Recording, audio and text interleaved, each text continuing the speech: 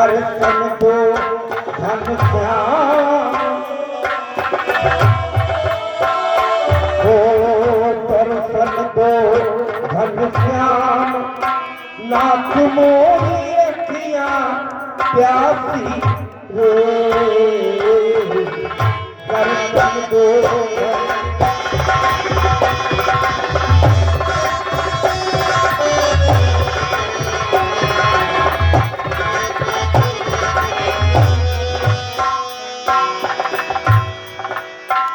मन मंदिर में ज्योति जगा दो घट घट वासी मन मंदिर में ज्योति जगा दो घट घट वासी रे नाथ मोरी अखियां प्यासी रे दर्शन दो घनश्याम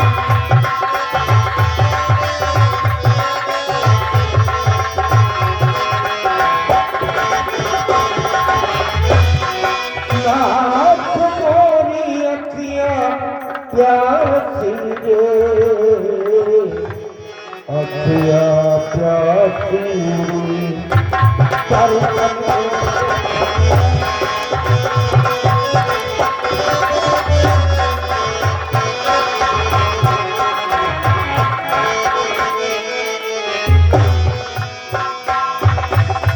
द्वार दया का जब तू खोले पंचम स्वर गूंगा बोले द्वार दया का जब तू खोले पंचम स्वर में गूंगा बोले द्वार दया का जब तू खोले पंचम स्वर में गूंगा बोले अंधा देखे लंगड़ा चल कर हो अंधा देखे लंगड़ा चल कर पहुँचे काशी रे नाथ मोरी अखियां प्यासी रे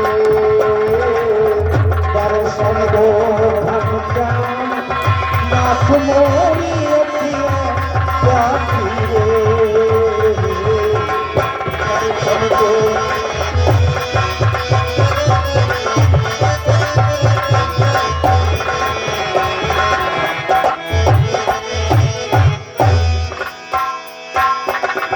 अखियां प्यासी रे नाथ मोरी अखियां प्यासी रोने लगी उषा रेखा ने कहा बहन क्या हुआ कहा बहन आज स्वप्न में मैंने इतना सुंदर राजकुमार देखा है मेरा प्रण है कि जिस राजकुमार को मैंने स्वप्न में देखा है मैं शादी उसी से करूंगी तो रेखा ने कहा वो कौन है कहाँ के हैं क्या कोई पता नहीं तब तो भाई ये प्रण कठिन है जब नाम पता मालूम नहीं शादी तुम उनसे करोगी कैसे करोगी कहा अगर वो नहीं मिलेंगे तो मैं आत्महत्या कर लूंगी रेखा ने कहा ये जीत खराब है उषा रोने लगी कहा मैं कह रही हूँ जिसे मैंने स्वप्न में देखा वो राजकुमार नहीं मिलेगा तो मैं आत्महत्या कर लूंगी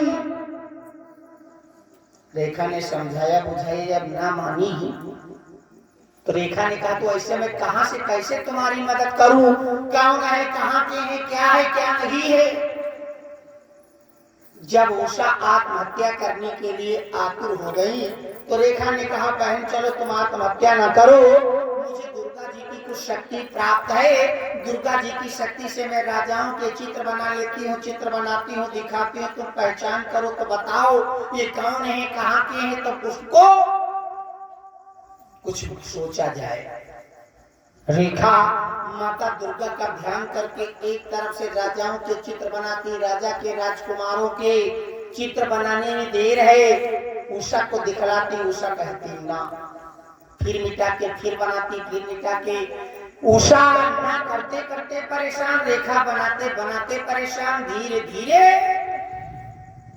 शाम हो गई फिर रेखा ने द्वारिकाधीश कन्हैया का चित्र बनाया और रेखा को दिखाया। रेखा ने उषा को, जिस चित्र को देख करके उषा ने कुछ घूंघट सरकाया। रेखा ने कहा यही है?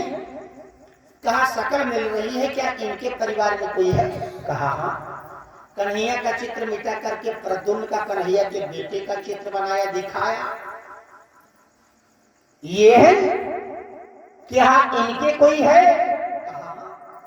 प्रद्युम्न का चित्र मिटा करके प्रद्युम्न के बेटे अनिरुद्ध का चित्र बनाया, जब दिखाया कहा हाँ यही वो है चित्रचोर जिन्होंने मेरा चित्र चुराया है। अगर ये ना मिले तो मुझे जीवित नहीं पाओ। रेखा ने कहा ठहरो, मदद करूंगी। रेखा सोनी कुर्सी आकाश में चील का भेष बना करके द्वारिका चोरी करने के लिए चल पड़ी। चोरी करने के लिए चल पड़ी। द्वारिका पहुंचने वाली थी। देवर्षि नारद जी ने सोचा नारायण नारायण भैया जौन काम कहूं किसी से ना बनते, नारद जी बनाई देते रहे और बनी गवा हो बिगाड़ते ना हो, नारद जी बिगाड़ी देते रहे। अरे नारद जी जब रहे तब का मामला तो कुछ और ही रहा है। अभी कलयुग में नहीं है, तब कोई तेरे घर में लड़ाई हो तो पड़ोसी का भैया घर में नारद जी घुस पड़े। नारद जी ने सोचा रेखा चोरी करके जा रही है और इसे क्या मालूम नहीं है कि कन्हैया का चक्र रात में पहरा लगाता है। रेखा कट के मर जाएगी, रेखा द्वारिका में मर जाएगी तो उषा सोनीपुर में मर जाएगी। ये दो कन्याएं चली जाएंगी, ये पाप लगेगा। नारद जी ने सोचा हो सके तो चलो आज प्रेमियों की मदद करें। एक तो ये वर्दीधारी जो बैठी है, जत्ते की कोटी वत्ते रंग भरे।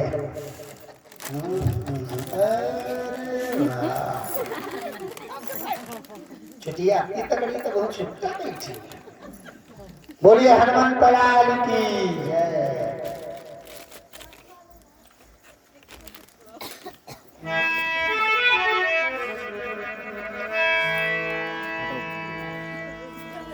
नारद जी ने सोचा कि चलो आज प्रेमियों की मदद की जाए। नारायण नारायण करते हुए आए। रेखा द्वारिका पहुंचने वाली थी चील के भेष में। नारद जी चिल्लाए रेखा। रेखा चौंक गई कि मैं तो चील के भेष में हूँ, मुझे किसने देखा? नारद महाराज जी कहाँ जा रही हो? द्वारिका अनिरुद्ध की चोरी करने। नारद काला की जिंदगी याद तक रहा है, खाई पी आई हो कि बिना खाए मर जावासी का मतलब क्या तुम्हें ये नहीं पता कन्हैया का चक्र पहरा लगाता है? रेखा ने कहा महाराज कुछ हो, अगर मैं नहीं जाती हूँ, जिस मालकिन का नमक खाया है वो आत्महत्या कर लेगी तो वो पाप मुझे लगेगा। चलो उनके खातिर मेरे प्राण चले जाए तो कोई बात नहीं। नारद जी मदद करो। नारद कहा मदद तो करीबा लेकिन कहीं तो ना कहीं नहीं। कहा ये चील का भेष छोड़ो, पुजारी का भेष बनाओ, पीले कपड़े पहनो, गले में तुलसी, कन्हैया के नाम का तिलक, हाथ में तुलसी की माला, राधे कृष्णा कहती हुई तुम आसानी से द्वारिका चले जाओ। रेखा ने वही किया। तब से इनका भेष बना के द्वारिका पहुंची। अनिरुद्ध कुमार चरपैया पे पड़े सो रहे थे। जल लिया, मंत्र पढ़ा, छिड़का, मंत्र से सुलाया, चरपैया उठाया, आकाश मार्ग में उड़ती हुई लेकर के सोनीपुर उषा के शयन कक्ष में पहुंची। कहा रेखा तुम्हारा काम हो गया। भोलियानी लोग काम हुआ, अब इनको देखो भालो तुम, अब पहचानो ना पहचानो, सेवा कर स्वयं संभालो तुम।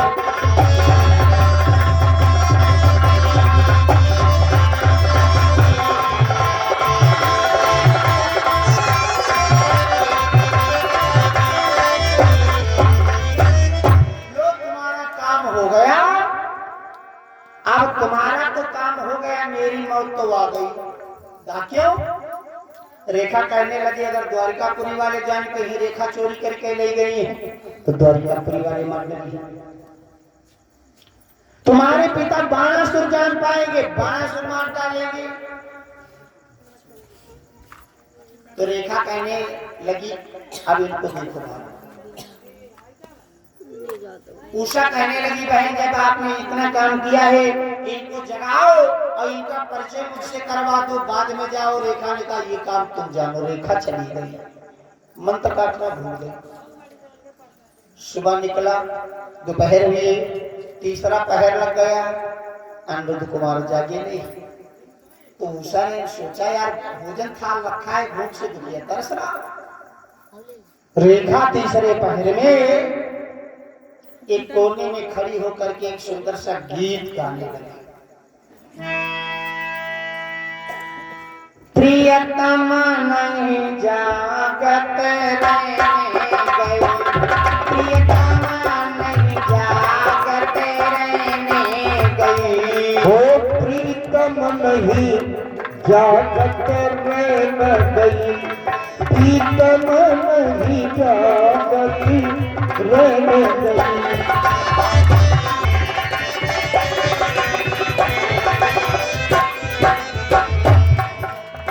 रहने गई, हाँ रहने गई, रहने गई हाँ, अरे रहने गई। प्रियतम नहीं जागत रहने गई, प्रीतम नहीं जागत रहने गई।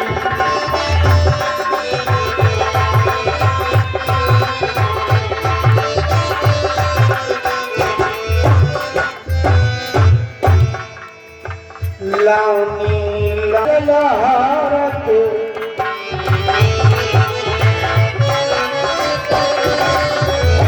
औलादी सुख की कलई, प्रियतम नहीं जागत रहने गई।